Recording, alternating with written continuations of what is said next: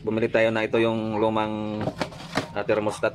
Ito yung bago. Ito yung bagong binili ko na thermostat. Oh. Yan. Kakabit natin to doon sa ano natin. Ang problema pala dito mga paps kung bakit ko pinalitan siya ng thermostat.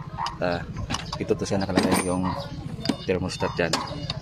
Ang mayroon pala nito mga paps is ano, umaapaw yung receiver na ng kulan dito. Pag umaandar na siya, pag uminit, umaapaw dito. Umaapaw siya. Kaya yung diagnose ko nito is kasi nagpalit na ako ng cap. So bago tong cap, yung radiator naman na wala namang problema yung radiator, hindi naman marado yung radiator kasi pinalitan ko na, na-drain ko na lahat.